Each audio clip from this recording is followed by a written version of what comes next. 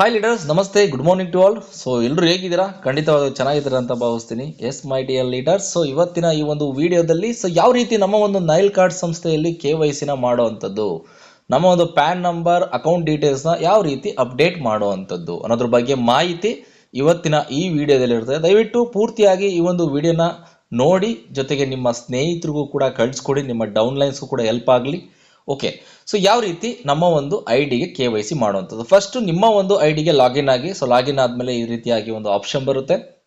ಈ ರೀತಿ ಆಪ್ಷನ್ ಬಂದ ಮೇಲೆ ಸ್ನೇಹಿತರೆ, ಫಸ್ಟ್ ನಿಮ್ಮ ಒಂದು ಐಡಿನಲ್ಲಿ KYC ಮಾಡಬೇಕು ಅಂದರೆ ಬ್ಯಾಲೆನ್ಸ್ ಇರಬೇಕಾಗುತ್ತೆ. So balance means at least 10 rupees balance ಇರಬೇಕಾಗುತ್ತೆ. ಬಿಕಾಸ್ ಯಾಕೆಂದರೆ ನಿಮಗೆ ಅದು ವೆರಿಫಿಕೇಶನ್ ಚಾರ್ಜ್ ಅಂತ ಹೇಳ್ಬಿಟ್ಟು 5 ರೂಪೀಸ್ ಪ್ಯಾನ್ ಕಾರ್ಡ್ಗೆ, 5 ರೂಪೀಸ್ ಅಕೌಂಟ್ ಡೀಟೇಲ್ಸ್ಗೆ ನಿಮಗೆ ಡಿಡಕ್ಟ್ ಆಗ್ತದೆ. ಸೊ ಅದರಿಂದ 10 ರೂಪೀಸ್ ಮಿನಿಮಮ್ ಇರಬೇಕಾಗ್ತದೆ. ಸೊ ಅಷ್ಟನ್ನ ಇಟ್ಕೊಂಡು ನೀವು KYC ಮಾಡಬೇಕಾಗ್ತದೆ. ಇನ್ಕಮ್ ಬಂದ್ಮೇಲೆ ಆದರೂ ಮಾಡಿ, ಅಥವಾ ಡೈರೆಕ್ಟ್ ಕಂಪ್ನಿಗೆ ಡೆಪಾಸಿಟ್ ಮಾಡಿ, ಡೈರೆಕ್ಟ್ ಕಂಪ್ನಿಯಿಂದ ಬೇಕಾದ್ರೆ 10 ರೂಪೀಸ್ ಆ್ಯಡ್ ಮಾಡ್ಕೊಂಡಾದ್ರೂ ಬೇಕಾದ್ರೆ ನೀವು KYC ಮಾಡ್ಬೋದು. ಅಥವಾ ನಿಮ್ಮ ಅಪ್ಲೈನ್ಗೆ ಬೇಕಾದ್ರೆ ಅಮೌಂಟ್ ಕಳಿಸಿ 10 ರೂಪೀಸ್ನ ಅದರಲ್ಲಿ ಟ್ರಾನ್ಸ್ಫರ್ ಮಾಡ್ಕೊಂಡು ಕೂಡ ಬೇಕಾದ್ರೆ ಮಾಡ್ಬೋದು.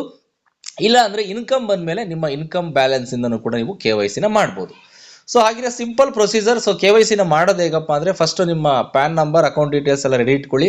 ಸೊ ಅದಾದ ಮೇಲೆ ಇಲ್ಲಿ ಬಾಕ್ಸ್ ಮೇಲೆ ಕ್ಲಿಕ್ ಮಾಡಿ. ಸೊ ಕ್ಲಿಕ್ ಮಾಡಿದ್ಮೇಲೆ ಈ ರೀತಿಯಾದಂಥ ಪೇಜ್ ಓಪನ್ ಆಗುತ್ತೆ. ಅದರಲ್ಲಿ ಥರ್ಡ್ ಆಪ್ಷನ್ ಅಕೌಂಟ್ ಸೆಕ್ಷನ್ಗೆ ಬನ್ನಿ. ಸೊ ಅದರಲ್ಲಿ KYC ವೆರಿಫಿಕೇಶನ್ ಮೇಲೆ ಕ್ಲಿಕ್ ಮಾಡಿ. ಸೊ KYC ವೆರಿಫಿಕೇಶನ್ ಮೇಲೆ ಕ್ಲಿಕ್ ಮಾಡಿದ್ಮೇಲೆ ಸೊ ಈ ರೀತಿಯಾಗಿ ನಿಮಗೆ ಇಂಟರ್ಫೇಸ್ ಬರುತ್ತೆ. ಸೊ ಇದು ಈ ರೀತಿಯಾಗಿ ಶೋ ಆಗ್ತದೆ. ಈಗ ನೀವು ಪ್ಯಾನ್ ನಂಬರ್ನ ನೀವು ಕಾಪಿ ಮಾಡಿಕೊಂಡು ಪೇಸ್ಟ್ ಮಾಡಿ. ಫಾರ್ ಎಕ್ಸಾಂಪಲ್ ನಾನೀಗ ಪ್ಯಾನ್ ನಂಬರ್ ಕಾಪಿ, ಓಕೆ, ಈಗ ಪ್ಯಾನ್ ನಂಬರ್ ನಾನು ಕಾಪಿ ಮಾಡಿಕೊಂಡೆ. ಸೊ ಕಾಪಿ ಆದಮೇಲೆ ವೆರಿಫೈ ನೌ ಕೊಡಿ ಸ್ನೇಹಿತರೆ. ಸೊ ವೆರಿಫೈ ನೌ ಕೊಟ್ಟಾದ್ಮೇಲೆ ವೆರಿಫೈ ನೌ ಕೊಡಿ ಸ್ನೇಹಿತರೆ. So verify now, okay. So ಕೊಟ್ಟ ತಕ್ಷಣನೇ ಪ್ಯಾನ್ ನಂಬರ್ ವೆರಿಫೈಡ್ ಸಕ್ಸಸ್ಫುಲಿ ಅಂತ ಬರುತ್ತೆ. ಸೊ ಪ್ಯಾನ್ ನಂಬರ್ ನಿಮಗೆ ವೆರಿಫೈ ಆಗ್ತದೆ. ಸೊ ಅದಾದ್ಮೇಲೆ ನೆಕ್ಸ್ಟ್ ಅಕೌಂಟ್ ನಂಬರ್ IFSC ಕೋಡ್ನ ಎಂಟ್ರಿ ಮಾಡಿ. ಸೊ ಈಗ ಅಕೌಂಟ್ ನಂಬರ್ IFSC ಕೋಡ್ನ ನಾನು ಕಾಪಿ ಮಾಡ್ಕೋತಾ ಇದ್ದೀನಿ. ಓಕೆ, ಈಗ ನಾನು ಅಕೌಂಟ್ ನಂಬರ್ನ ಕಾಪಿ ಮಾಡ್ತಾ ಇದ್ದೀನಿ. ಸೊ ಅಕೌಂಟ್ ನಂಬರ್ನ ಕಾಪಿ ಮಾಡಿದೆ. ಸೊ IFSC ಕೋಡ್ನು ಕೂಡ ಕಾಪಿ ಮಾಡಿದೆ. ಸೊ ಅದಾದಮೇಲೆ ವೆರಿಫೈ ನೌ ಕೊಡೋಣ. ಸೊ ವೆರಿಫೈ ನೌ ಕೊಟ್ಟ ತಕ್ಷಣವೇ ನಿಮಗೆ ಸೇಮ್ ಅದು ಕೂಡ ಅಕೌಂಟ್ ಸಕ್ಸಸ್ಫುಲಿ ವೆರಿಫೈಡ್ ಅಂತ ಅಂದ್ಬಿಟ್ಟು ಈ ರೀತಿಯಾಗಿ ಇಂಟರ್ಫೇಸ್ ಬರುತ್ತೆ. ಸೊ ಅದಾದಮೇಲೆ ಓಕೆ ಕೊಡಿ. ಸೊ ಓಕೆ ಕೊಟ್ಟಾದ್ಮೇಲೆ ನೀವು ನೋಡ್ಬೋದು, ಇಲ್ಲಿ ಪ್ಯಾನ್ ನಂಬರ್ ವೆರಿಫೈಡ್ ಅಂತ ಬಂತು, ಅಕೌಂಟ್ ನಂಬರ್ ವೆರಿಫೈಡ್ ಅಂತ ಬಂತು. ಸೊ ಈ ರೀತಿಯಾಗಿ ಪ್ಯಾನ್ ನಂಬರ್ ಮತ್ತು ಅಕೌಂಟ್ ನಂಬರ್ನ ವೆರಿಫೈ ಮಾಡುವಂಥದ್ದು.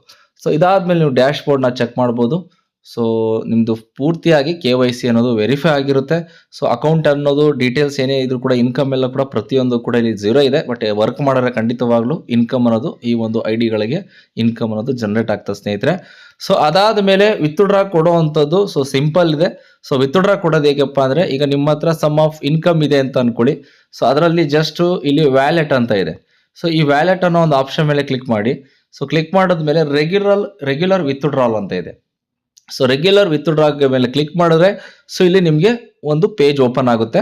ಸೊ ಅದರಲ್ಲಿ ನೈಟ್ 12 ಗಂಟೆಯಿಂದ ಬೆಳಿಗ್ಗೆ 12 ಗಂಟೆವರೆಗೂ ಮಾತ್ರ ನೀವು ವಿತ್ಡ್ರಾ ಕೊಡಲಿಕ್ಕೆ ಅವಕಾಶ ಇರ್ತದೆ. ಸೊ ನಿಮಗೆ ಬೆಳಿಗ್ಗೆ ನೈಟು ಯಾವಾಗ ಬೇಕಾದ್ರೂ ಇನ್ಕಮ್ ಬರುತ್ತೆ. ಬಟ್ ನೀವು ಅಕೌಂಟಿಗೆ ವಿತ್ಡ್ರಾ ಕೊಡಬೇಕು ಅಂದರೆ ಸೊ ಈ ಟೈಮಲ್ಲಿ ನೀವು ವಿತ್ಡ್ರಾ ಕೊಡಬೇಕಾಗುತ್ತೆ.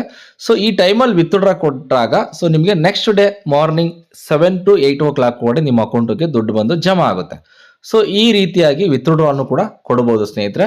ಸೊ ಇಷ್ಟು ಬಂದು ಇವತ್ತಿನ ಈ ಒಂದು ವಿಡಿಯೋದಲ್ಲಿರುವಂತಹ ಮಾಹಿತಿ. ಸೊ ದಯವಿಟ್ಟು ನಿಮ್ಗೆ ಏನಾದ್ರು ಡೌಟ್ ಇದೆ, ದಯವಿಟ್ಟು ಎನಿ ಟೈಮ್ ನನಗೆ ಕಾಲ್ ಮಾಡಬಹುದು. ನಿಮ್ಮ ಡೌಟ್ಸ್ಗಳಿಗೆ ಖಂಡಿತವಾಗ್ಲೂ ನಮ್ಮ ಹತ್ರ ಕ್ಲಾರಿಫಿಕೇಶನ್ ಇರುತ್ತೆ. ಸೊ ಎಲ್ಲರೂ ಕೂಡ ಒಳ್ಳೇದಾಗ್ಲಿ. Thank you so much.